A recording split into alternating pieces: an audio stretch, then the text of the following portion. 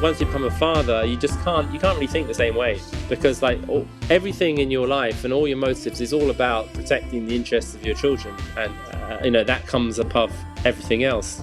If a lot of men don't have that, I wouldn't say burden, but that obligation, then they're not going to feel the same obligation to maybe conserve what we have and pass it on to the next generation. And instead, the kind of bugman worldview of just like being obsessed with Marvel films and staying as a child and like seriously discussing what happens in like the Avengers or Wakanda or whatever. It's just like this is childish stuff. Like I say, it's a great reason to have kids, is that I can actually go along to Marvel superhero films, and otherwise people just presume I'm like a pedo or something. Welcome to the New Flesh Podcast, the podcast you deserve. My name is Jonathan Astro. With me is the politically ambiguous Ricky Allpike.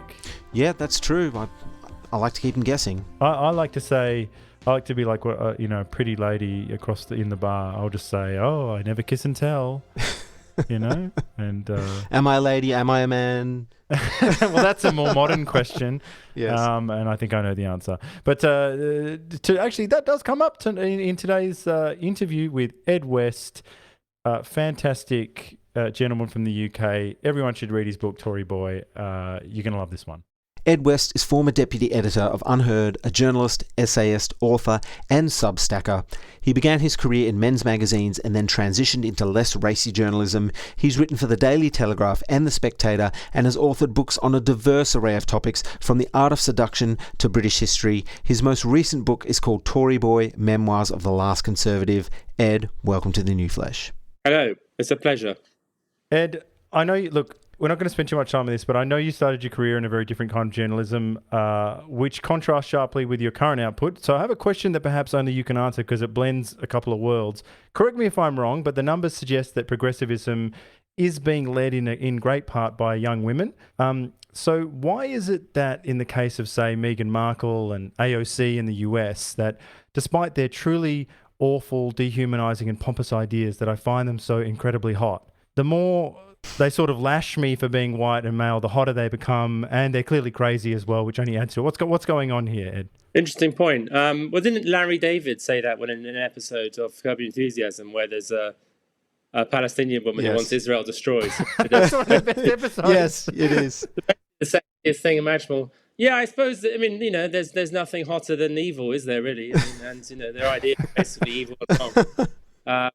It's why Russians are the Russian accent's very sexy, because we know it's basically, they've been the baddies for the last, and now they're baddies again, and I bet the accents become hotter as well. Just basic science. Yeah. Yes. Yes, follow the science.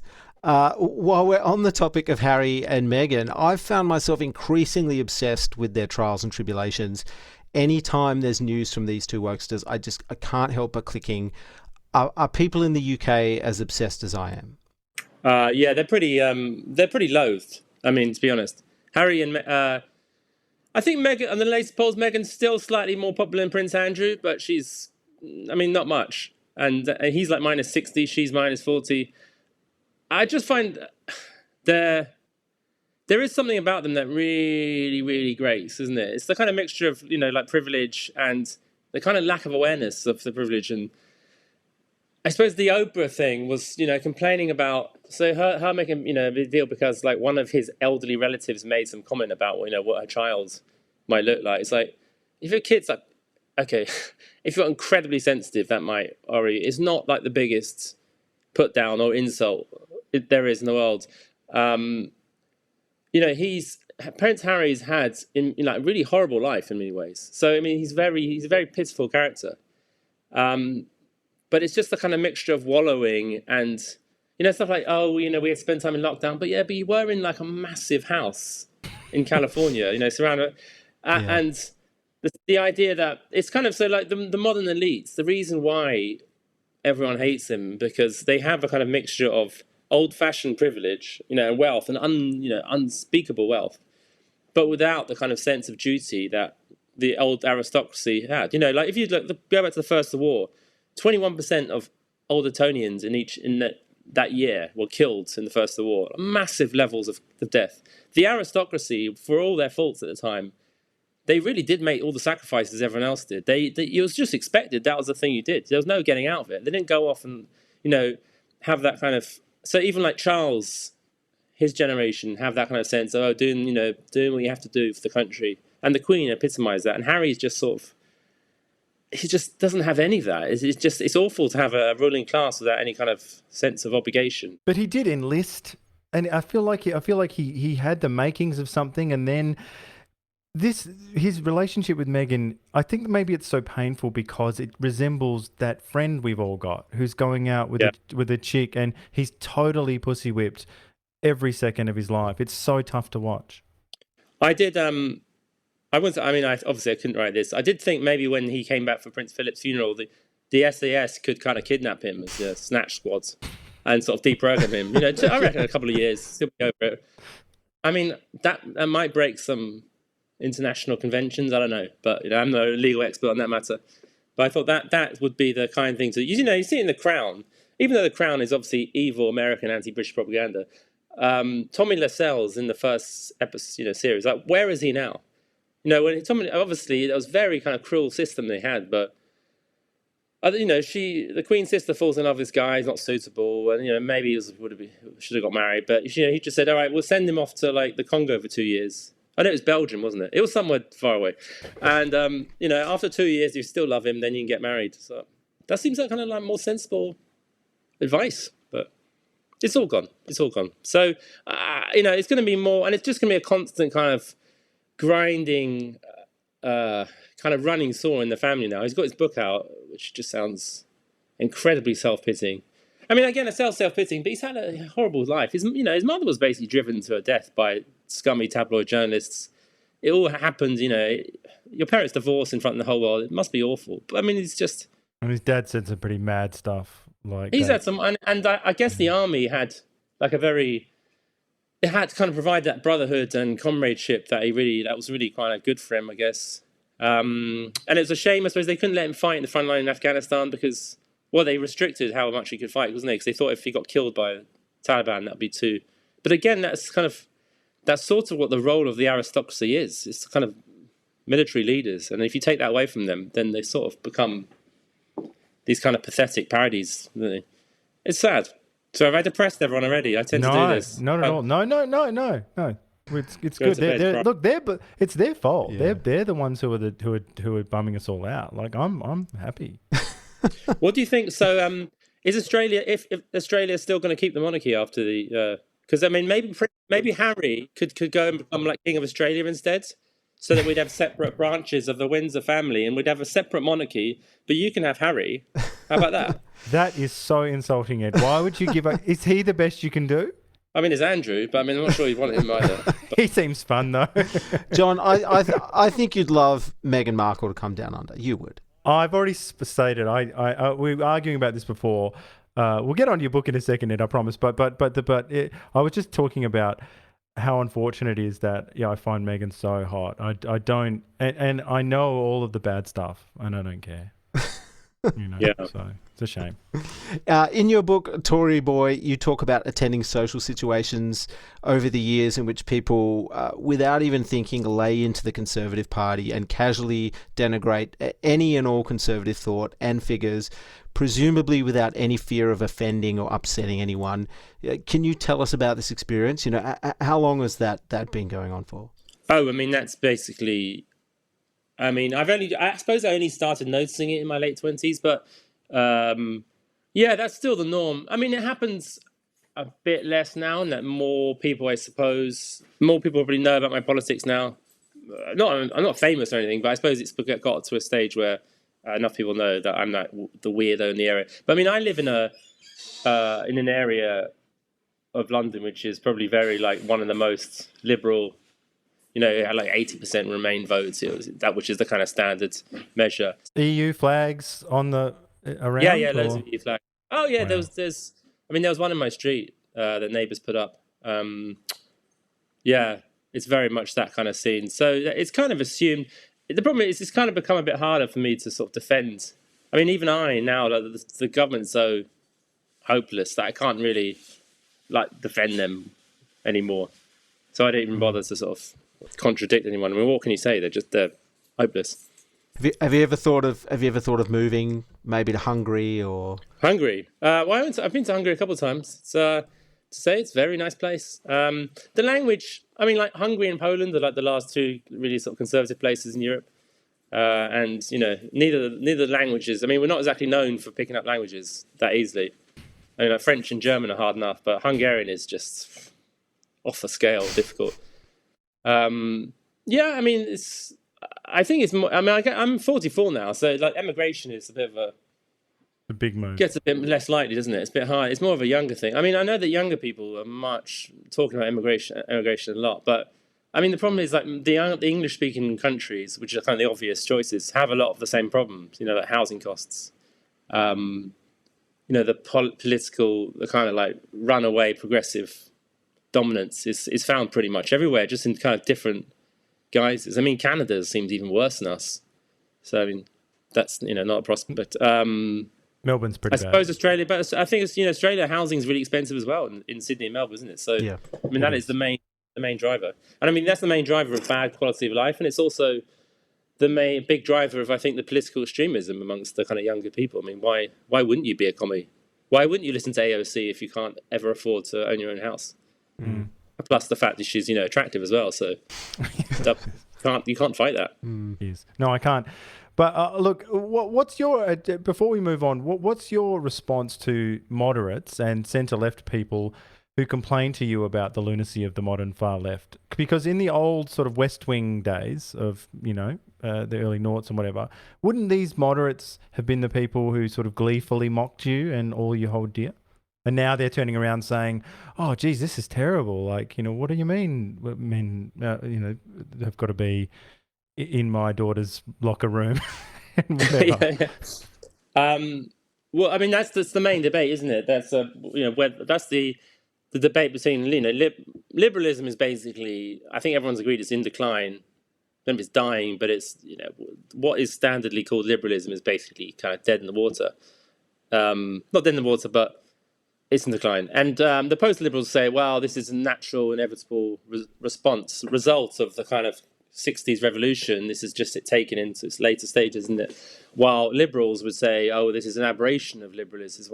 And I mean, obviously, I tend to think it's like, you start a social revolution, this is what you're going to get, isn't it? It's like 1789 inevitably follows with 1792, because where else do you take the revolution? So, I mean, I'm not particularly... I mean, as conservatives, we always have to think like, oh, I have to stand with J.K. Rowling and all the kind of other kind of centre-left feminists. But it's like, well, they were kind of on board with everything until it turned against them. It's always like, revolutionaries who turn up and about to get beheaded. It's like, oh, wow, the guillotine. They're doing me now. I never thought that would happen. And, that's kind of, well, you did kind of cause that. I mean, I like this idea that in sort of, as Danton's about to be executed by the other revolutionaries of France, all the kind of conservative exiles are sort of wearing T-shirts saying, oh, I stand with Danton. Yeah, what about free speech? Like, no, this is sort of exactly what he expects. This is what's going to happen. So, yeah, I mean, the whole trans thing is kind of interesting because it's like a generational conflict. You see, I mean, I assume it's the same in, Australia's big cities, that you get sort of middle-aged, sort of liberal mothers arguing with their teenage daughters who are kind of totally on board the trans thing, and the mums say, well, in our day we were against categorization, this is against everything we stood for. And it's true that the kind of trans ideology, whatever you want to call it, is a kind of, it's in one way the complete extension of sort of standard feminist thinking, and another way it's a complete contradiction of it. It's the anti-feminist. It's like, if you're gender atypical, you must be in the wrong body. Or if I'm trans, I'm always a bombshell. Do you know what I mean? Like, I'm trans, yeah, stunning and brave. Stunning and brave, but it's always blonde, big. Oh yeah, they're kind of like complete parody. Yeah, and it's like I'm or that guy, that trans woman, Dylan, who went to the White House recently. Anyway, I remember which one this. I know they all look like complete parodies of women. It's almost as if it's the kind of idea of a woman thought up by a man who watches lots of porn. But I mean, that would be an outrageous thing to think. Yeah, I just think this is it's hard to argue against the kind of basic like the arguments for the trans movement without basically upsetting like standard like standard feminism, which was the basic basis of it. The idea is like, if there aren't significant psychological average differences between the sexes, then what can you argue against exactly? Like my basic thing is that men and women are separate biological entities to do the chromosomes, and the chromosomes in every part of your body, and you can't actually change that. Although we can still be compassionate to people who want to live as the opposite sex, but men and women also have basically different average like personalities, like the personality traits, different things, and the biology does not stop above the neck, which was the kind of standard idea that kind of set the ground for this. That you can be, the reason that men and women end up in different social settings or in different jobs or doing different things is because of like social pressure, rather than the obvious fact that they tend to have different preferences and different levels of certain personality traits. So I think it's it's hard to argue against kind of extremism of the movement without undermining the whole kind of progressive liberal worldview to start with, which is what I want basically. That's why I do want to undermine it, because I think it's basically wrong. Well, since we're going to be talking about conservatism quite a bit, would you mind giving us some of the key features of conservatism as you see it? I think conservatism, based to start with, it's anti-utopian. You can't create perfect societies. You can't. Human beings are basically fallen creatures. We come down on the side of Hobbes against Rousseau that we're not basically bad, but humans are kind of self-interested and often weak. We believe in institutions, and those should be those institutions will basically make civil society. And they're neutral institutions that aren't basically run by the state, which is where we disagree with progressives. And they're institutions that have a purpose for themselves, which is not to do with politics. Conservatism in Western conservatism anyway, is tied up with the nuclear family, which is another key issue. Liberalism is the philosophy of the individual, which is where kind of conservatives disagree with kind of classical liberals who want to, who are very focused on individual rights. I mean, the conservatives, we don't believe in the individual rights, in the sense that everyone is connected to everyone else, and how you behave affects other people. So there are always has to be restraints on the individual, and that comes out in things like censorship, and also, for example, the assisted suicide debate, which is becoming much more pronounced, which is based on the liberal premise that it's up to you to decide, which conservatives disagree with. Another thing is conservatives believe in change, obviously, but they believe gradual change is always better to dramatic change. Any kind of drastic change is going to be bad. I suppose the other one, we are sort of prisoners of biology, which would be another one. Human beings. In the 18th century, they used to talk about diversity in a completely different sense. Now, they mean diversity of talents and personalities and abilities, and they differ between individuals. So any kind of society, any attempt to make equality a sort of central goal is going to fail, because we have different abilities. I suppose there are loads of other ones, but. Well, I feel like a lot of people don't know what conservatism is, and they see conservatives just as racist Christians. Is that what progressives really believe, or are they just using that as a political weapon? I don't know, to be honest. There is quite a lot of evidence showing that educated people on the left have less of an understanding of what their opponents believe than vice versa. But so educated conservatives have a better idea of what liberals think than the other way around. I suppose then that's mainly because if you're a liberal, you can easily live. You are a majority amongst educated circles, so you could spend your entire life only meeting other liberals, and you will probably meet conservatives, but they just keep themselves quiet. While if you're a conservative in an urban area and amongst educated in universities, and you're just going to be surrounded by liberals, so you're going to know their worldview much better. Yes, I think there is like a certain amount of. I think there is a bit of a misconception. The thing is, like, the Republican Party, is kind of a bit insane. A lot of it is obviously pretty mad. I just think, from an English point of view, the Democrats are also pretty insane. It's just their kind of insanity is kind of considered a bit more, like high status, a bit more prestigious. So it's not sort of laughed at. While the Republicans are easy to laugh at, because, especially from the British, and I suppose probably the Australian point of view as well, is that they're kind of similar enough to us that it's not distasteful to mock them and laugh at them being country folk from America, but they are kind of they are strange enough that they sort of seem weird. You know, it's a very strange.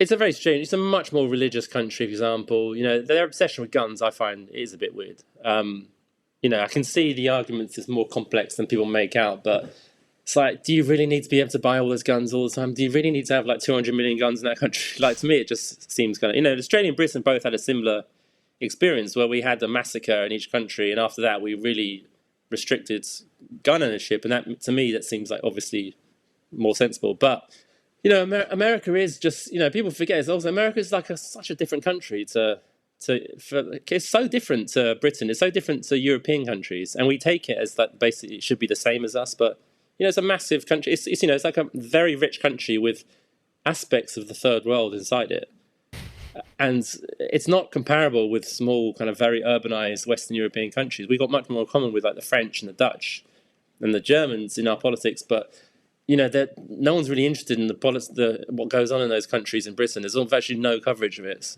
even though like France is literally 25 miles away, 22 miles away.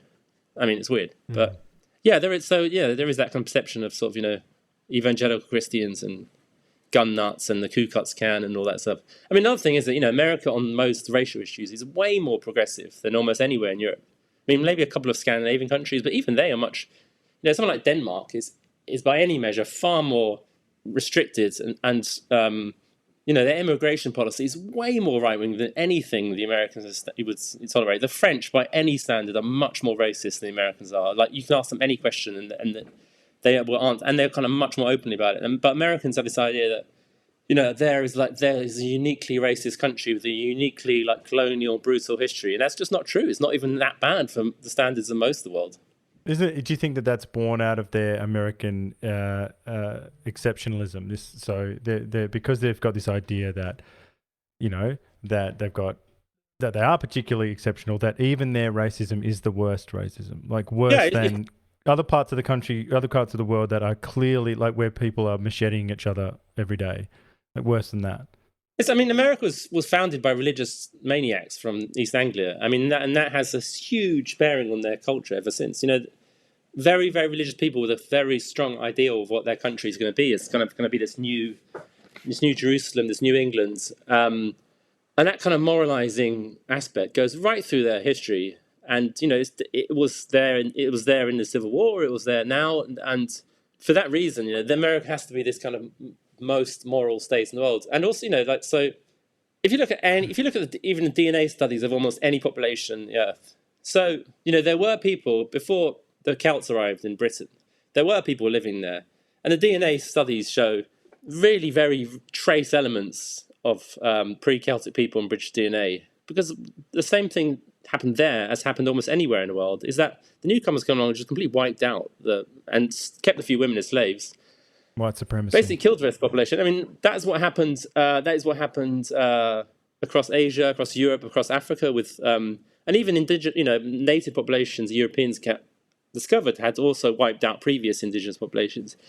And even if you look at the European colonies, what the Spanish and the Portuguese did in their colonies was much more brutal than what the Anglo-Americans did. So they've got this kind of idea that America must be like this uniquely bad place. And it's also kind of narcissism, isn't it? It's like we have to be the worst because, you know, everything's about us. We're the main character, which they are the main character. But they are the main character. Maybe to put a bow on it, you know, and I know this is controversial, but the entire world stopped because a guy was, tragically killed by the police in Minnesota. Like, we had protests everywhere in places where the cops don't have guns. Even same people saying don't shoot us or get we had exactly the same thing all over London. Yeah, don't shoot signs.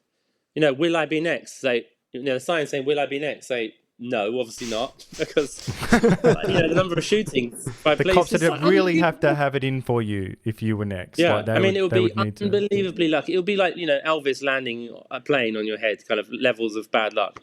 It just, you know, like, it's possible, man. It's terrible. The truth is out there. The whole, you know, the June 2020 was so bizarre, and I really felt like I was just completely going mental the whole time.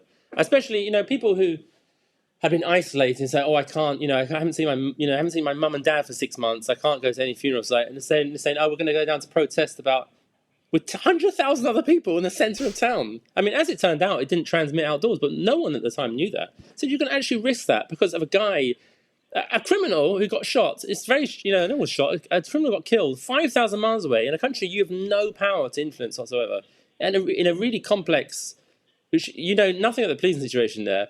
It's incredibly complicated. You know nothing about the actual statistics involved, and it's just like you're going to risk everything because of that. It's just completely mad. And if you mentioned his criminal history, like if you mentioned, there were people who mentioned his criminal history at the time, like radio people and stuff. Those people were in like the Schwarzenegger movie, erased. Loads of people were sacked in England. There was actually loads of about the week, about 4 or 5 people working in radio. I mean, another reason why I think podcasts are doing so well is because radio has these kind of rules. Like someone in some obscure radio station in Britain mentioned, "Oh, by the way, I think it's inappropriate. George was a criminal, it's very sad, but and then sacked." I mean, there was a police officer who was making jokes about it in a WhatsApp group in Britain. Got 4 months in jail this year. Literally 4 months in jail for making WhatsApp jokes. And they don't print the actual jokes because they're too insensitive thing. I mean, they were obviously racist. They were obviously poor taste, but there were jokes in the WhatsApp group, and he went to jail for 4 months. And the British legal system is not very strict. I mean, I noticed at the time this happened a week after 2 guys who put a complete stranger in intensive care for no reason would get let off without any jail at all. I mean, so they really throw the book at you about these kind of like taboo issues. It's very strange. Well, we wanted to ask you a little bit about immigration. And I think, John, you read a statistic that 1 million immigrants have come illegally to. Well, I don't know where I've gotten that from. Like, maybe there's 1 million this year. Really? How does that break down? There are lots of different. Some of it's visas, some of it's students. People using students, and the student thing is a bit of a scam because loads of people are obviously using students just as a way of immigration, and a lot of them are on very sort of poor quality courses where people obviously aren't actually doing it. Family reunion, all kinds of things. There was also 40,000 people have crossed the channel illegally in the year, which is just astonishing. And we just seem incapable of stopping them, which is just like completely bizarre. So the government is really kind of breaking down this one. It seems unable to stop this issue. And 2% of the male population of Albania have crossed the channel this year, which is just an astonishing figure. It's an indictment of Albania. If I was in the Albanian government, I'd be embarrassed. Well, the Albanian government actually, criticised the British government for, complaining about it, as if like, what's wrong? You don't like our men? Was What's basically wrong? saying that you're anti-Albanian. So okay, like we have no idea what these guys are up to. They just seem that they're obviously. They're by definition they're crossing using traffickers. Albania's not in any kind of state of civil war. Albania's applying for the EU. And they're coming from France, yes? They're coming across France, yeah. And then they come to the Channel, and they and the reason they come is because so Germany, the majority of Albanians who apply for asylum in Germany were refused and sent back. The overwhelming majority in France, the French, just say no, you're not coming, while the overwhelming majority in Britain are allowed to stay. Often it's to do with stuff like, there are like feuds back home and I'd be in real trouble. It's like, well, yeah, you probably would, but it's not really. The way it's framed is like this is like the kinder transport coming. It's like it's obviously not. They're not escaping genocide. They're not escaping war. They are economic migrants. They are wanting to make their life better, which I can't blame them for. But in doing so, they are completely firstly undermining the whole idea of the border, and secondly, they are just going to make our life just slightly worse. And there just doesn't seem anyone who's capable of kind of dealing with it. Yeah, well, there seems like, apart from some elite areas like London, there is support for significantly tackling immigration, yet it seems completely insurmountable for the Tories to accomplish this. Why is that? That's an interesting point. It's overwhelmingly popular, yes. One, I think, well, there are lots of legal hurdles. So the government probably might have to overturn the UN Convention on Refugees from the 50s, which I think they're going to have to anyway because it's completely out of date. And they tried this Rwanda thing, which is sort of challenged by lawyers, so that they're basically dealing with sort of lawyers, trying to stop every single thing along the way. And they don't really have the energy or maybe the will to just take it to whatever, they have to win this. Otherwise, they are not a government. They are not running the thing. It's almost like the conflict with the sort of striking miners in the 70s, where the Tory party said, who runs Britain, the miners or us? And they held an election, and basically the public thought that, you're not strong enough to take on the miners who control the energy supply, so we're going to vote you out. Like, if you cannot stop lawyers undermining the rule of law and your immigration system, then you're not a government worth doing it. So, they want to do what Australia did, which is kind of offshore it, and the idea of deterring people. That kind of advert the Australians had, you're not making Australia your home. But they just don't have the nerve to do that, because they know it's going to upset kind of journalists on Twitter, which I just think is ridiculous. Like, to hell with them. Like, they don't matter. They're not going to vote Tory anyway. Who cares what they think? Once you put the deterrent in place, it's going to stop. People aren't going to come here if they know they're not going to be allowed to stay in England. I mean, that is the main thing. It's basic incentives.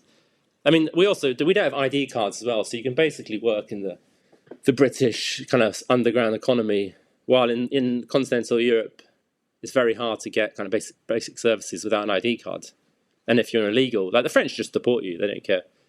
A lot of it is due to kind of Anglo norms about, rule of law, while so other countries in Europe just, I don't care. Like, sure, he's allowed to come here under the Refugee Convention 951, but we're still kicking him out. So, but if you're coming from France, isn't that immediate disqualification? Isn't it like, because France is a safe country? A safe country, I know. Yeah, I mean, I've been to France, and I never really felt like I wanted to escape there. In theory, yes. I mean, again, yeah, in theory, obviously. I mean, I suppose the counterpoint is that, okay, the immigration rules make it very.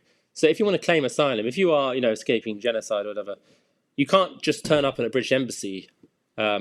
We couldn't make the rule like that, because it'd be even more chaotic. So the only way you can do that is to actually cross France. And obviously, because of Britain's geography, the only way to get to Britain is via France. So they would say, well, that's the only way a legitimate refugee could actually do it, is going by France, which I suppose is, fair enough argument. But I mean, just the basic problem is that you cannot have a system, if you allow most people to come here illegally and just be allowed to live here, we're going to be unbelievably overwhelmed with people, which we already are. It's gone up from a few hundred a year to 40,000 already this year. There's a really interesting book, like Paul Collier's Exodus. It came out 2013. So he's an economist, and he just looks at kind of migration flows in the modern world. And he basically explains that the potential numbers now, because of technology, because of money, and because of, once you have a settled community in another country, migration is obviously path dependent, so it hugely increases. The more people we have, the more people will come. So London is very cosmopolitan, has a very large Albanian population, for example. He has large populations from dozens of different countries. It's very, very easy now for someone from pretty much any country in the world to come to Britain and stay there and work. We have this idea that it's like the 1890s. It's still sort of paddle steamers across the Atlantic, wherever. It's very easy to do it now. And the numbers who would come are absolutely gigantic. He says, the example, we have a test case example, which is Northern Cyprus, which is a country kind of like middling income. But Northern Cypriots, they're Turkish, but they're allowed to come and live in Britain because it was a former colony. And he points out that, a majority of Northern Cypriots since the 70s are now living in Britain. Literally the majority of the country has moved to Britain. And in the meantime, the majority of people now living in Northern Cyprus are from mainland Turkey, who are, again, which is an even poorer state.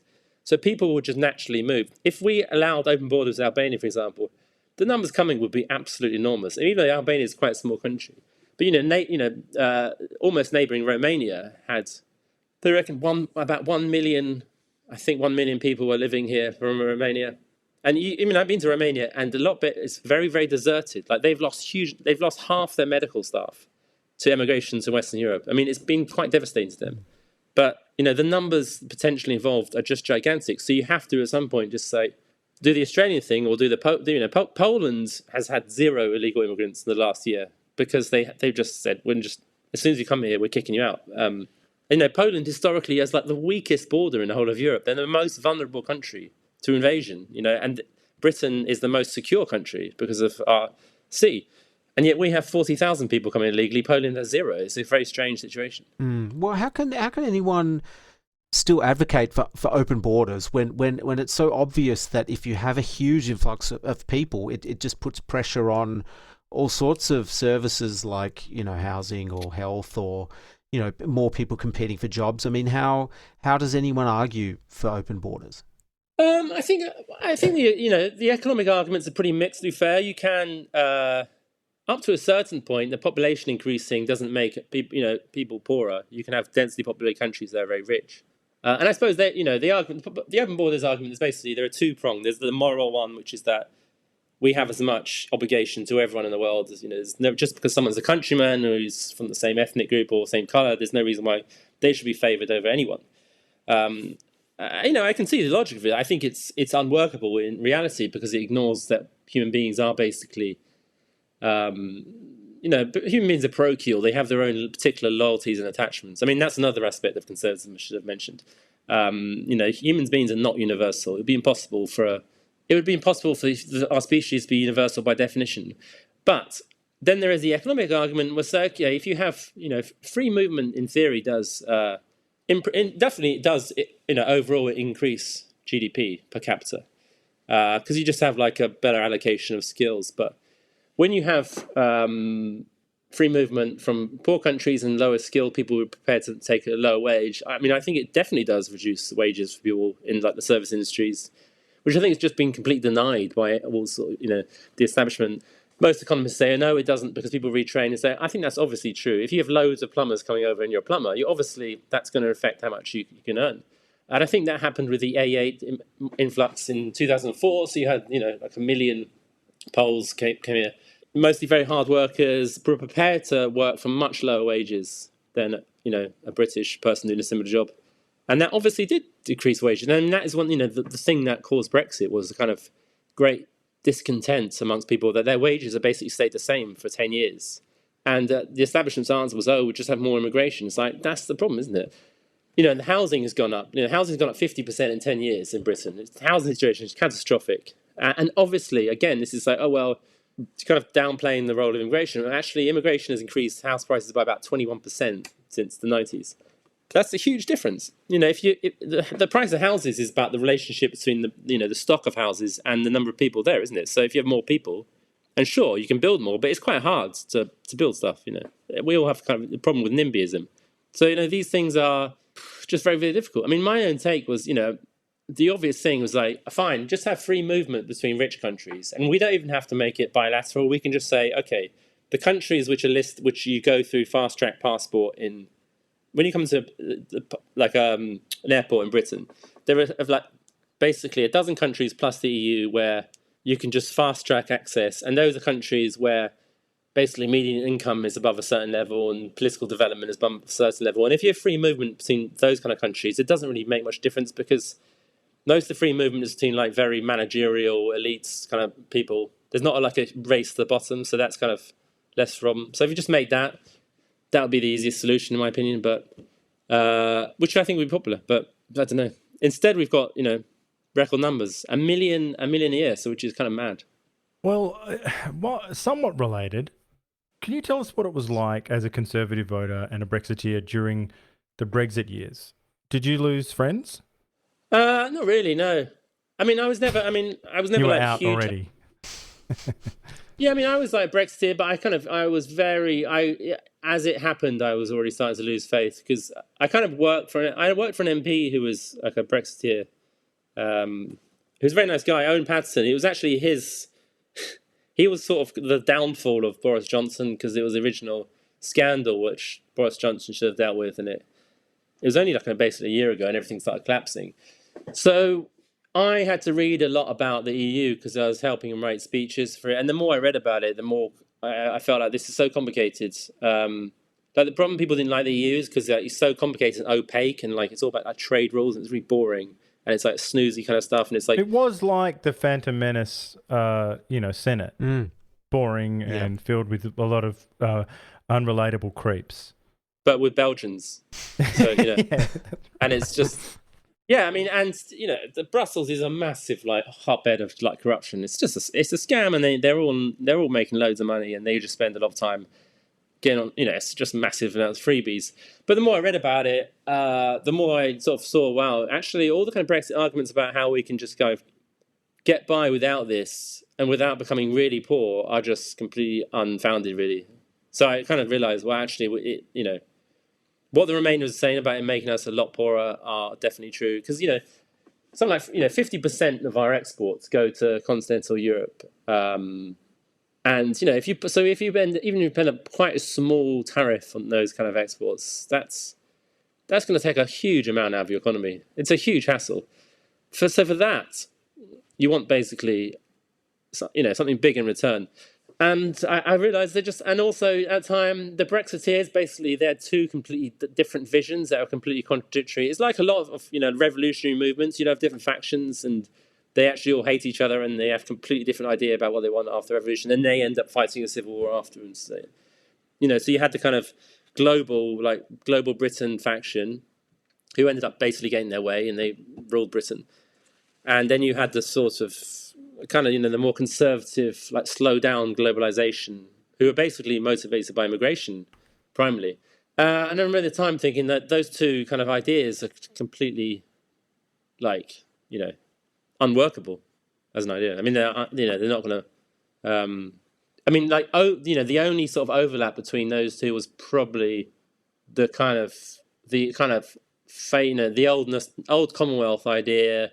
But the most popular idea in terms of immigration is to have free movement between Canada, Australia, and Britain and New Zealand. I don't know how popular it is in the other countries, but I mean, we could just do it unilaterally. As far as I don't see why that wouldn't be a problem. Which is just anyone can move between the countries and work and live as long as they like. Maybe get health insurance, but I don't think anyone's really going to desperately want to use the NHS. So that doesn't really concern me that much. So that was a very popular idea. That was pretty much the only popular idea that was popular amongst the two factions of Leave voters. But yeah, none of it's really kind of panned out as they wanted. As happens in revolutions, isn't it? It's never really what you want. Well, something that's maybe a little bit related here. We wanted to ask you about the political life cycle of young people. So usually they start out with that sort of revolutionary left-wing ideas, and then as they age, drifting, more towards a conservative outlook. But you've said recently that that's not what we're seeing anymore. Is that correct? Yeah, it's definitely a big, a sort of choke point. People born around 75 to 1980, that group aren't really getting more right-wing by any measurements. They're slightly voting Tory, but not shifting in the way they used to. I mean, the biggest factors are so parenthood is the biggest factor in how people turn right. Religion plays a big role as well, and obviously, but I mean, religion's been in decline in Britain for a long, long time. But in America as well, the decline of religion is a big factor in that. But yeah, it's kind of basically family formation. The number of people who aren't getting married or getting married much later is much bigger than it used to be, and that has an impact on how conservative they get. And again, that's kind of related a bit to house prices as well. It makes it really hard. But I think the whole culture is much more sort of single based, isn't it? And sort of single based, but also kind of permanent adolescence. I mean, I'm not entirely sure my adolescence has even ended now, to be honest. I mean, I'm mid-40s, but do you own a Star Wars T-shirt? No, I haven't. I kind of turned against Star Wars. Correct answer. You pass. I turned against Star Wars, but I mean, I watched the Marvel films with my kids, and even there's a lot of kind of political vomit stuff thrown in. But I kind of enjoy that. I could see that becoming a permanent. The thing is, the whole the collector thing. I mean, there's no room to put all the Star Wars tat. I mean, I couldn't do that, even if it was where am I going to put it in this tiny little cramped flat in London? I mean, how do people do it? But yeah, there are people who stay way into their 40s, just like a perma world. I mean, I suppose history is my escape. I just read about medieval kings, and that's the same thing as basically being stuck in Star Wars, Lord of the Rings, or whatever. Well, both John and I, we've got young kids ourselves, and I feel like the best way to relive your childhood is by having children, but we are seeing more increasingly that people are not having kids, or they're having maybe one kid. And, Also, yeah, as you said, that housing affordability, and perhaps there's cultural pressures as well, like to pursue a career ahead of maybe having a family. But you've also got sort of activist organisations like BLM advocating for the destruction of the nuclear family, and trans ideology moving into primary schools, which I think is a great way to rip a family apart. This sort of attack on family, is this a conscious attempt to destroy conservatism, or is this something else at play? Is it too conspiratorial to think that way? I don't think it's conscious. I just think it's just vibes, isn't it? It's the general vibe of the world. And I don't think people think that deeply about things. I think people just respond to kind of incentives and to, their own individual desires. But there is definitely that kind of, there is that trend. I mean, the trans thing is I've seen it. I mean, there's definitely a bit in secondary schools in London, and a lot of it's the same with these green movements. There is underneath the sort of stuff about the planet, there is a sort of like, oh, let's destroy the human race thing. Let's have fewer children because there's no point bringing children into the world, which has become a kind of big thing. And I mean, I don't know how much that is to do with. I think it's one of those things that starts off over something else. They're just anxious about something, but they've kind of memed themselves into believing it. I mean, it's kind of weird because the population things, like outside of sub-Saharan Africa, the population is basically imploded everywhere. I mean, like why would you worry about overpopulation? Like fertility is like 1.5 in most countries. So it's just kind of, I think that is a kind of like cultish anxiety thing. I mean, conservatism, I think if you're going to, like in the future, if people want to fight for its survival, it has to be a bit more like open about the nuclear family and I say nuclear family as opposed to, so conservative politicians in Britain have talked about, like they've sort of courting Asian voters. They talked about, the family values in the Asian community, which are very admirable, but there is in particular the nuclear family, not the kind of multi-generational the clan family that found in sort of Asian societies, which is the kind of basis of Western conservatism, because it's basically that it's a kind of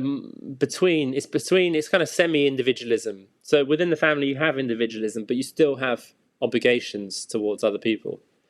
And itself is that once you become a father, you just can't really think the same way, because like everything in your life and all your motives is all about protecting the interests of your children, and that comes above everything else. And I think if a lot of men don't have that kind of, I wouldn't say burden, but that obligation, then they're not going to feel the same obligation to maybe conserve what we have and pass it on to the next generation. And instead, the kind of bug man worldview of just like being obsessed with Marvel films and staying as a child and like seriously discussing what happens in like the Avengers or Wakanda or whatever. It's just like this is childish stuff. Like I say, it's a great reason to have kids, is that I can actually go along to Marvel superhero films, and otherwise people just presume I'm like a pedo or something, and I can actually enjoy this like a normal person. And I love toy shops. I think they're amazing, and I love I love playing with toy cars and all that stuff. It's like, but that's why you have children. Like that's the excuse you need to do it.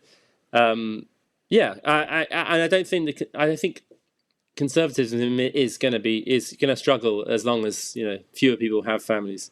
But I don't know how you solve these problems. These are kind of cultural trends. So maybe conservatism needs a bit of a sort of a marketing makeover. I was thinking maybe someone like Jordan Peterson is sort of making inroads there, talking about men taking on more responsibility and cleaning your room and maybe leaving some of those childish things behind. It's all comes down to St. Paul, right? So it's funny, the Jordan Peterson thing, because when I first, it's like, wow, this guy really angers a lot of people, but he's angering them by saying like really kind of, to me, sort of blandly obvious stuff.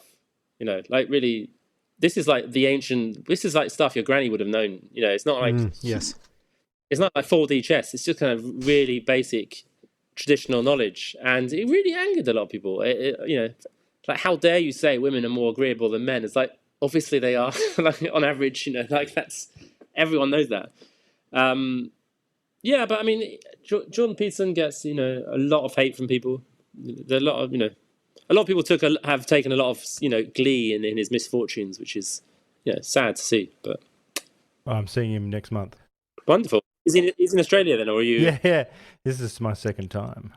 Oh, So great. yes, me and my wife are going to go, and and I like this version of Jordan as well. He has become a bit of a supervillain, which is great. You know. What do you mean? He's got his underwater. He's got a volcano. Well, somewhere. no, like he's sort of like it's something about his really produced videos, and he went through this period recently, like where he was like really, really, I don't know, sort of angry and everything, and so it was, I don't know, it was like he was leaning into something a bit. He's definitely got more of an aggressive edge to him. Yeah, but he did cry on Piers the other night, so there you go.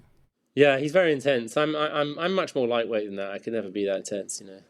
It's all just a bit of a laugh. It's a bit of a laugh. A bit of a laugh. Yes. Come on, mate. So, a bit of a laugh. So, look, in your book, you mention a man called Robert Conquest and his 3 laws, and I can't stop thinking about this. So, in short, they are: 1, everyone is conservative about what he knows best; 2, any organisation not explicitly right-wing sooner or later becomes left-wing; and 3, the simplest way to explain the behaviour of any bureaucratic organisation is to assume that it is controlled by a cabal of its enemies. Can you elaborate on these laws and how you see them applied to our current situation? Well, I should point out the ownership of that law. I think his second law is probably better attributed to John O'Sullivan. I think I put a footnote in the paperback. John O'Sullivan, formerly in National Review, who's now based in Hungary. I think he came out law number 2. But generally, I think with Robert Conquest law, everyone thinks, they're pretty confident he came up with them, but no one's actually sure about the original source of these. So I think it was Robert Conquest. So the one about organisations, that is the most obvious. Like you see any organisation, and I think the classic ones were the Church of England and Amnesty International, or you see with loads of charities that basically started out, started by sort of Catholic or sort of Protestant, kind of old-fashioned conservative do-gooders, and then they end up, and now they just tweet trans lives, trans women are women or something, and you see all that run by this social media account by these intolerable, annoying 12-year-olds, Zoomers, who all have across the board progressive views, and so charities are in Britain most big charities are basically left-wing campaign groups who, partly because they take so much money from the taxpayer, just campaign for more money from the taxpayer, and have some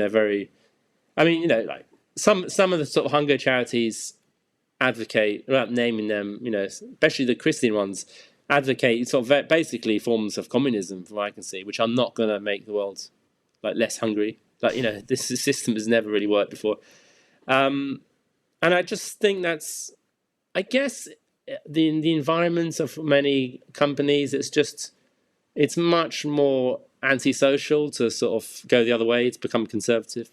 And I don't know, maybe it's just the kind of natural cultural trends that we live in, that an organisation inevitably, I think maybe... Would you count Oxbridge as in the same sort of thing, like Cambridge and Oxford? Are they going the same sort of thing? Yeah, I think there's definitely a thing. Cambridge tried to, stop Peterson, didn't they?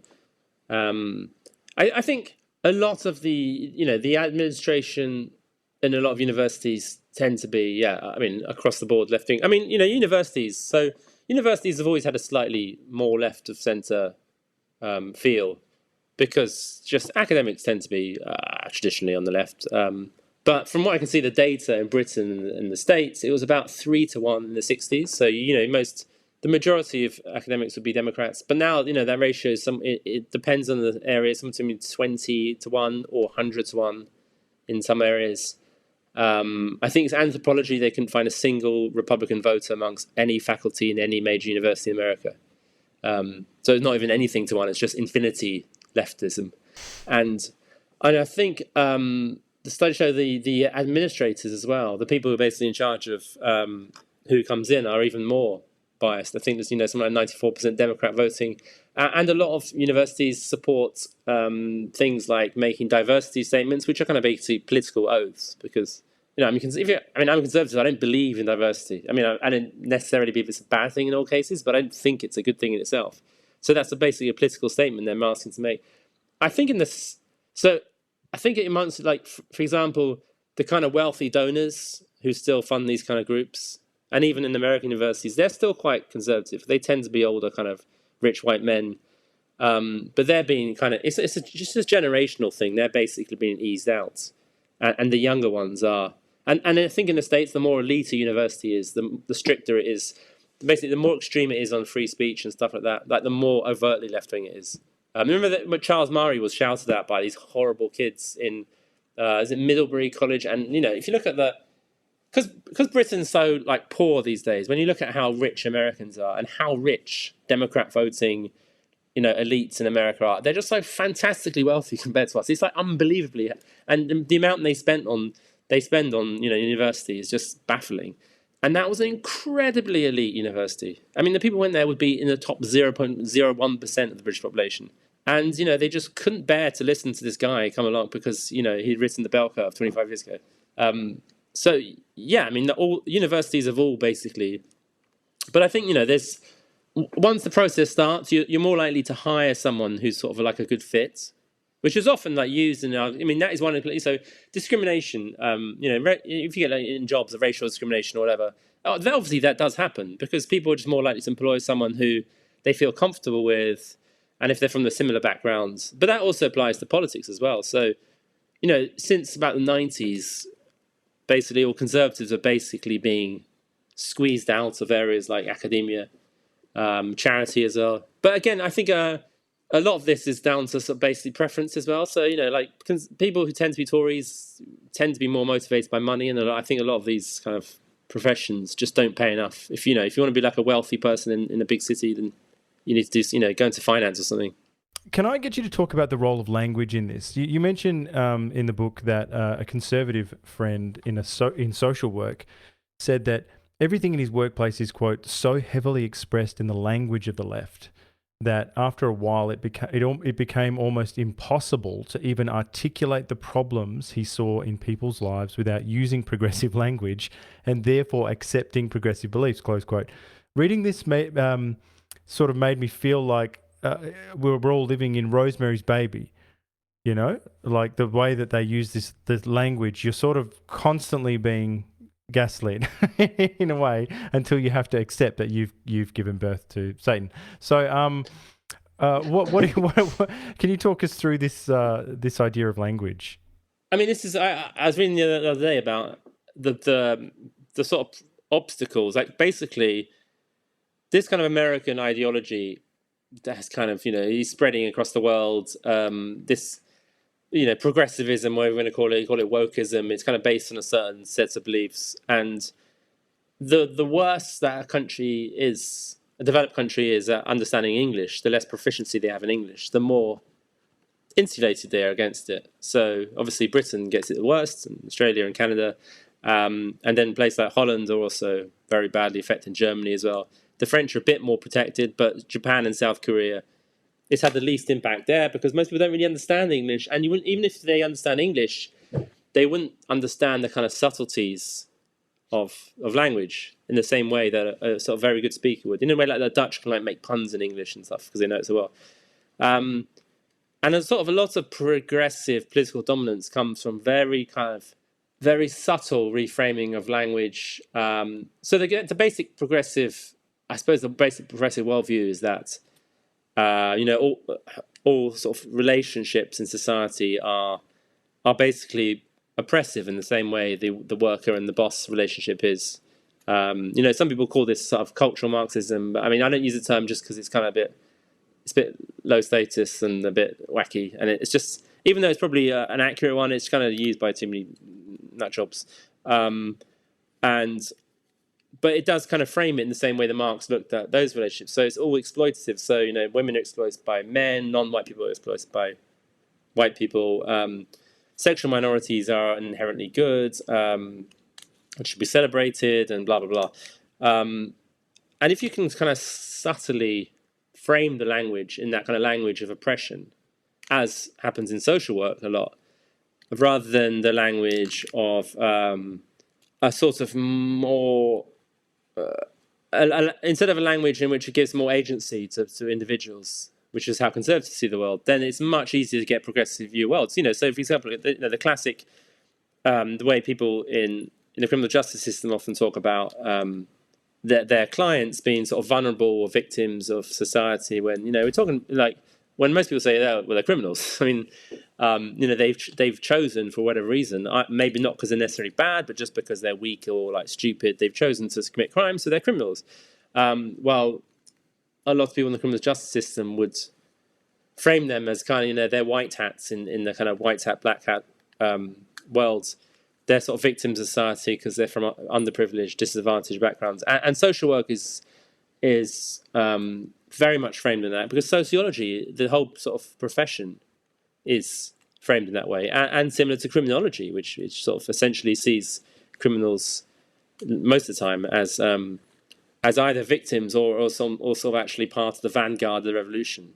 And so if you see the way if you look at the news reports of the BBC, for example, about how these mostly Albanian guys arriving in London, it's entirely framed in the way of them as victims, as vulnerable, as like we must care for these people. And I say, well, up to a point, but they're also healthy young men who have arrived illegally in our country and are breaking the law. But could I also change the Overton window on that by change? You can change over windows. Like the window, there is no window here. There's literally. What if I called them dreamers? Dreamers, yeah, dreamers is a great one. Well, actually, if you look at because I did a report and I had to look into the BBC language, the language of the BBC, which has obviously changed. So, obviously, illegal immigrant stopped being used a long time ago, but except when the BBC News, probably changed now, discussed illegal immigration in Asia. So it would still be illegal immigration. So a Bangladeshi arriving in India, or I guess a Chinese person in Vietnam or something, whatever, that would say illegal immigration. But nowhere in North America news will they ever use the phrase illegal immigration. It was always undocumented migrant. And of course, that makes a big difference to how you frame an argument if someone is an illegal immigrant or I mean, that's just. There has to be some mechanism where a conservative can say, listen, you cannot report the news that way, because like you're not being like crudely biased. You're not being like a Fox News report, but you're much more effective because your bias is very, very subtle. Dreamers is obviously like part of the very like schmaltzy, kind of idealization of anyone who sort of migrates. It's like, oh, well, he's a dreamer. It's like, well, yeah, he might be a surgeon, as we were promised with all these Syrians, but he might just be like a random schizo kind of desperado who's going to commit crime in my town. I think I've got a right to know who's turning up in my village. It's like it's some basic kind of human right. So that language is such a big part of the thing. And I started working on this ages ago. I want to make an entire dictionary of the new language, but I mean I've got to like so many words now, and they're always, and it's kind of like a very fresh. It's very creative. Like even this year I've heard so many. Minoritized is a great one. I think Justin Trudeau used it. It's like, what does that mean? Minoritized. Oh well, you should listen to him. He's a primary source on all that. He's a genius. He's a brilliant man in many ways. I mean, amusing. Gender reaffirming. I mean, that's image. I heard one the other day. Here's one for you. Put this in your book. This comes from. Someone I know who is in TV, and they're working on a TV show with a trans character, and in the room, one of the consultants said, when someone said gender dysphoria, they said gender euphoria. Gender euphoria, wonderful. So that's they say, when I experience gender euphoria. Now it's a term that's not in the DSMR. I think it's been created on the spot by this person. So. I mean, like when you saw the General Levine, the American general, giving that speech where he's sort of dressed up as a woman and he's talking about giving gender reaffirming treatment to children. I mean, gender reaffirming is amazing euphemism, and well, I mean, watching that, it's hard not to think maybe the Ayatollahs have a point about America being evil. I mean, it just looks so dystopianly evil. This kind of man dressed in a dress saying. The children should be encouraged to have basically irreversible, as it might be irreversible. Let's just put it that way. Surgery, because reaffirm their gender. It's like that's so mad to so brazenly alter the language in such a way. But it's such a key point to it. I mean, I do think it's why I think the global spread of English is really kind of a bad thing overall. I mean, what else could there be? There was always going to be a global language, wasn't it? I mean, better than English and French, isn't it? I mean, imagine if the French had conquered America and the entire United States was French run and French speaking. I mean, it would probably be worse, wouldn't it? Really, just so many whole continent for all their terrible political ideas, just like. Well, we're the serfs of the world, so I don't have the same beef with the French that the Brits do. We sort of we're at the bottom of the totem pole. So. Oh no, I love the French. I definitely admire them, and I think they are actually going to be the saviors of Europe in many ways. But yeah, I mean they are standing up against this kind of like the insanity coming out of the States. But they sort of started it a bit. Their ideas. A little bit. I mean, French intellectuals were French and German intellectuals. Yeah, basically went to America, just found a much bigger audience, and also just a much more narcissistic culture, and like a much bigger supply of basically spoiled baby students who can, who can basically be their audience. So it's just, and also in a culture which is much more competitive. So there's a kind of this basic desire to be as more progressive than anyone else around you, which is, I think competition's a key point of this whole thing. I mean, that's what drives it to even more extremes. I mean, I don't think liberalism itself is a bad thing. It's just if it continually gets more and more liberal all the time, then obviously it's going to go insane. Yeah. Is there a counter to the language game, or is that war already won? I don't know. You just have to. It takes someone who's who's a bit ballsy, because if you don't use the language, you just really stand out, don't you? So conservatives always end up using it. I mean, one thing I'm going to do in my Substack, and I'm going to fight against the world, is the small thing is renaming foreign cities to give to stop using their British name again, which is just. I wrote about it earlier this year, like Kyiv. I'm not calling it Kyiv. I'm sorry. I support the Ukrainians. I hope they win. Blah blah. But it's Kiev. I'm not calling it Kyiv. I'm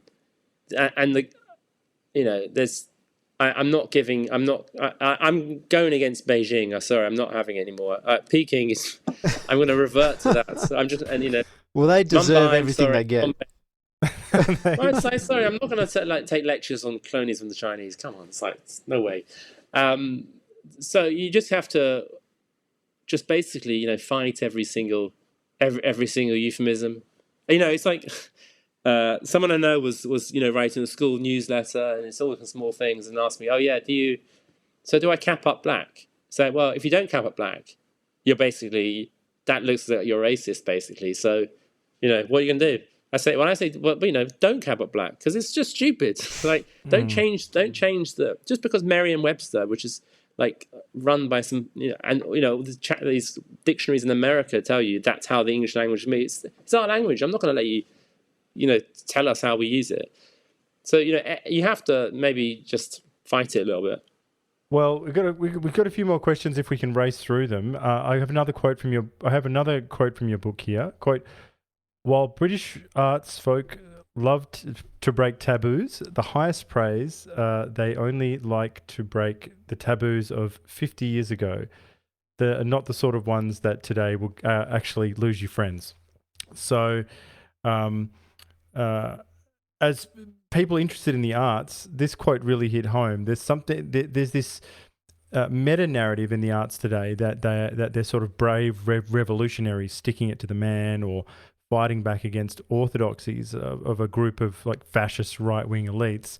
I'm certain everyone from Taylor Swift to Stephen King thinks this way, but you sort of point out that this narrative isn't quite accurate now.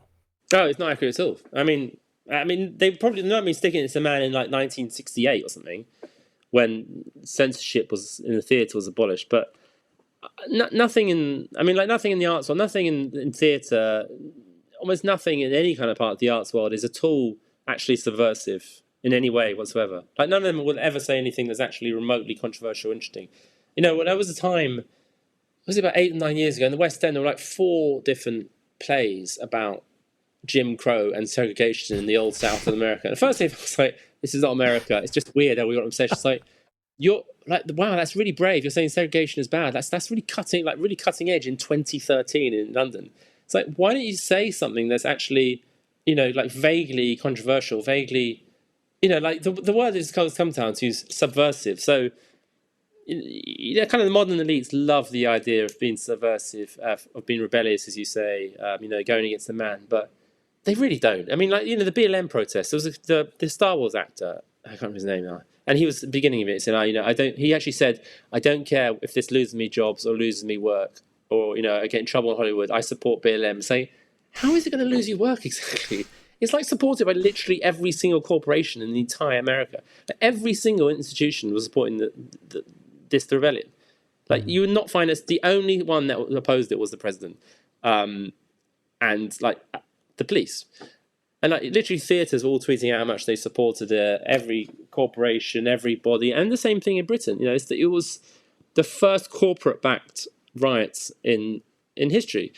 So I don't think of that. That is not, to me, that is just, those are like the young like protesters, the pro-regime protesters in somewhere like Iran or something we see every year, not the ones fighting now. I mean, the ones who go up every year, like, death to Israel. You're not, you might be revolutionary once, but you're just basically supporting the regime. They're no more rebellious than like the tired old communists you see with their kidney dialysis machines in the Politburo in the 80s. Like, you've won the revolution. And so you still see this kind of, I call it like the straw ghosts thing, because, they're fighting a straw man. It was once a real thing, but now, these people haven't been in control for ages. So, the current thing is in Britain, like, a couple of books came out in like the last couple of years saying, wow, we're putting the controversial idea that the British Empire was actually bad. This is not the stuff you were taught at school. It's like, no one on the age of 70 didn't have a teacher who wasn't like really left wing. Like, no one my age would have been taught the British Empire is a good thing. Like, it's just, who are you arguing with? You're arguing with someone who's like 120 years old. But even in Carry On Up the Khyber, they say the British Empire is no good. It's like, yeah, exactly. So in the 50s and 60s, it's kind of this. You're laughing at the old order, and the reason there was like a satire boom and great comedy, in the 60s onwards till I put it at the end of the century, was because you had an old order which was actually quite relaxed about making fun of. You could like satirize the old moral order, the old political order, the old institutions. You can't satirize the new order in the same way. You couldn't have a comedy that actually made fun of. But it's so funny that it's this untapped resource, that the repression and the woke weird religion is so funny. It's hilarious. I mean, but it's hilarious, but it's in control. It's powerful. I mean, like, there's not going to be a satire about sort of like men dressing up as women. For example, there's not going to be a satire about. There would never be a comedy about BLM, about the absurdities. BLM's had so many people being done now for stealing money, saying I'm raising money for BLM and just wandering off because it's a scam. Well, there used to be that amazing skit on Little Britain. I'm a lady. Right. It's okay. Yeah. That was ahead of its time. Like that, if that came out now, like that would be a total. I mean, Little Britain is a good example. Lots of comedies which are very like gross out and in the noughties were completely unpermissible now, and they would be, they would have been unpermissible before the 70s, and they would have been unpermissible now because kind of this new moral kind of order has reformed. But those guys have had to, just like everyone else, have had to denounce the work. They've had to go through a struggle session and denounce the work and say, "Oh, it's terrible. We didn't know." I mean, maybe it's genuine. What I find it really strange is that sometimes you get like a middle-aged white guy who's like an author or poet or professor, and he has this kind of self-flagellating thing where, I apologize for my behavior because I've been insensitive. And he's done basically nothing, as far as I can see. He's literally just beating himself up in public. And I just think, do they basically have something on you? They must have dirt on you, right? Or like maybe your pension, maybe they're saying you're not going to get a pension if they're like, but the depressing truth is that a lot of people like this kind of self-flagellation. They want to like beat themselves up in public and say what terrible race. I find that completely incomprehensible. Why would you humiliate yourself like that? Like, have some dignity. But lots of people just love it. They want to go through with that kind of, I'm so sorry. I want everyone to like me. It's bizarre. I mean, basically, the new order is basically much more sensitive about jokes than the old one. So that's why I don't joke. Even though there is a huge wealth of stuff out there. There were writers on Saturday Night Live the other night who literally, well, I think they walked off, some of them, like they wouldn't go into work when Dave Chappelle, did his guest hosting. Well, I know America is a very specific case, but still, that's a comedy show.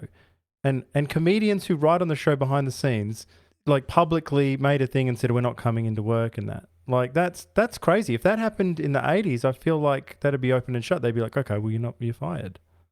Like, yeah, it's very weird, isn't it? And yet, if they made, I don't know, if a comedian made jokes about the sort of old, you can make jokes about religion as much as you want, for example, the old order, something that would be edgy. Yeah. When Dave Allen, he made jokes, he's, in Ireland, it was edgy to make fun of the church. You'd lose friends, you'd make your life difficult if you made, because they were powerful guys. And what I find particularly strange, people who think it's kind of comedians who think it's like really edgy to swear and at the same time just would never touch anything remotely and wouldn't even work with anyone who did anything remotely edgy. So, wow, you're prepared to upset 70-year-old grannies with your language, but you're not going to upset the people who are going to get you sacked or make your life difficult. I think it's if you don't want your comedy to be challenging and difficult, then just stick to non-political, family comedy or whatever, which is fine. There's not everything has to be about politics. But it's the combination of trying to be transgressive and edgy and actually just repeating like the most fashionable, obvious comments. Yeah. Well, by and large, we've seen that conservatism, it doesn't really have a substantial interest in art or artists. When you see what gets funded, and this makes sense, it's usually something gross about putting something in your butt.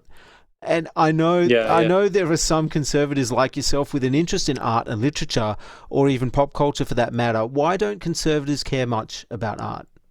Well, I think the art's always going to be slightly liberal because, I think I mentioned in the book, but openness, the trait openness is more commonly found amongst liberals. It's the same reason liberalism mildly correlates with mental illness, because it's just it's the two sides. It's that kind of personality is more open to.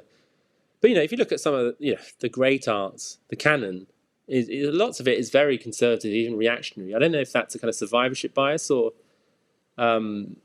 what exactly, but I think we basically need a billionaire who's going to fund, firstly, arts. Figurative arts in the oldest sense, and kind of artistic productions because you just can't you can't trust things like the Arts Council in Britain. If you gave them loads of money, it'd all be basically. It would be like reimagining Henry V, but with George Floyd or something. I just know exactly what they're doing. Like, it's so predictable. Rubbish. What a rubbish production that would be. Like Royal Shakespeare Company is like, we're doing a trans Joan of Arc. It's just so obvious. Like, so obvious. So you need basically a billionaire conservative who's going to say, I'm going to set up a theatre productions. I'm going to set up opera. I'm going to set up train music. It doesn't even have to be right wing, because I think that can be a bit cringy. Just something that's not left wing, something that's not obviously progressive. And I think that's what happened in the past. You'd have patrons who sort of fund these things. A lot of these things just aren't going to fund themselves. So if you have an attachment to the free market, then you're not going to really. I don't think you're going to produce that kind of arts.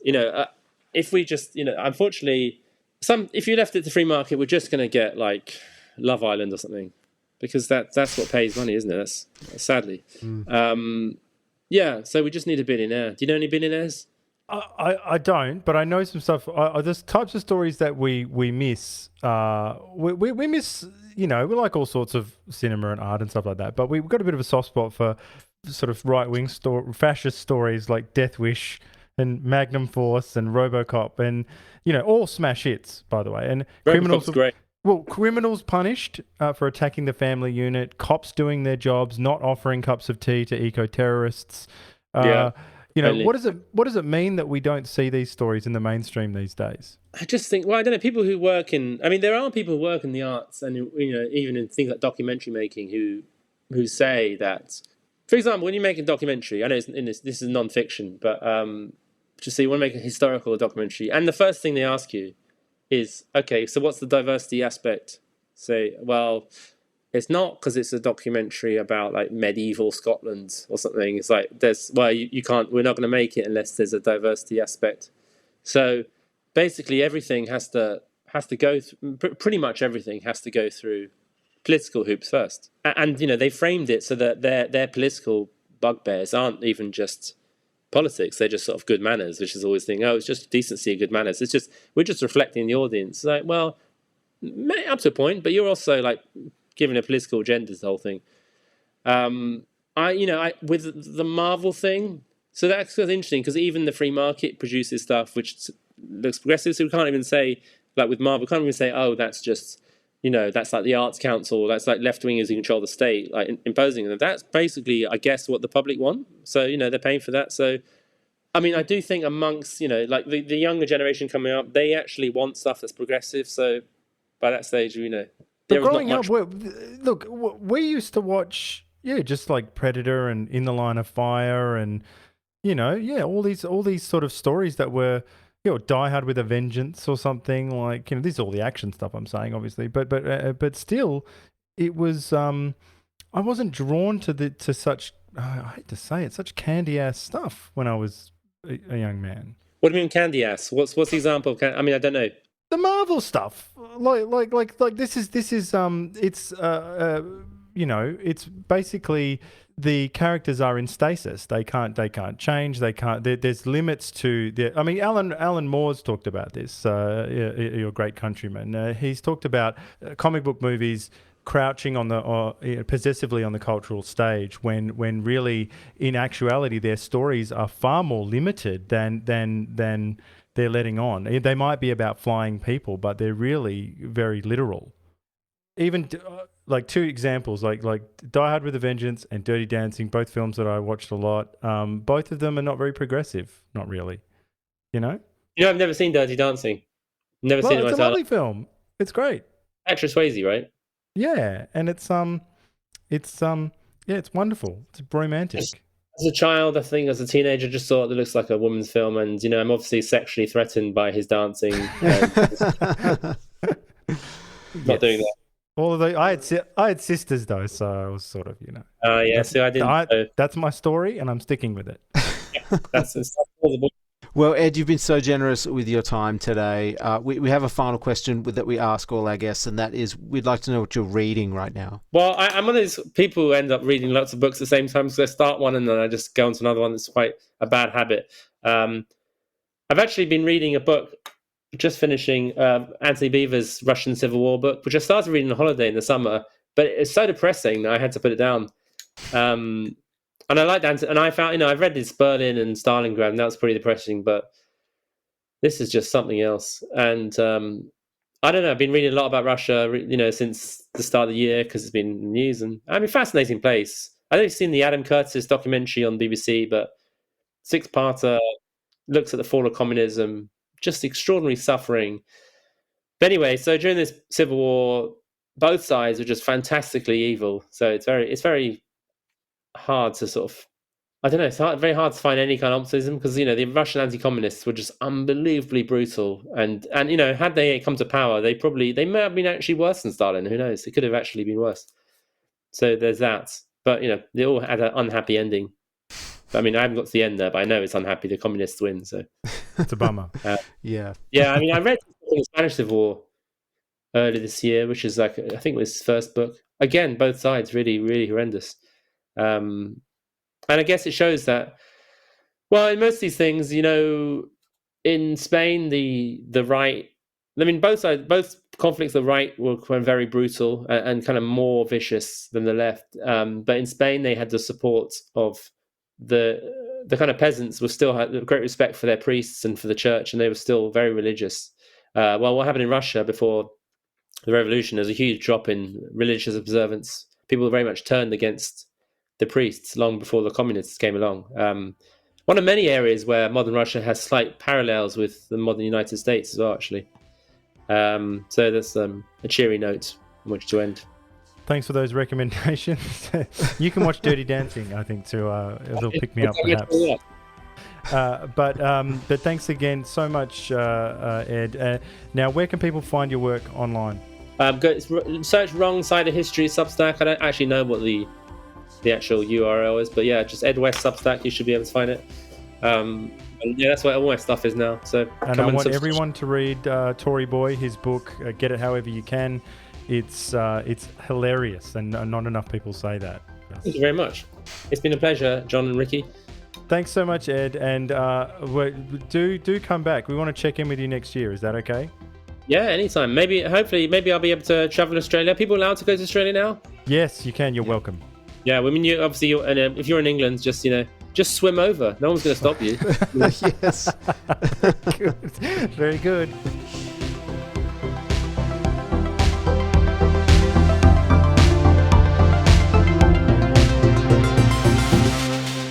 Thank you for listening to the New Flesh podcast. If you like our work, please consider rating us on Apple Podcasts or even writing us a review. It really does help the show reach a wider audience. We'll be back with another episode next week. Until then, long live the New Flesh.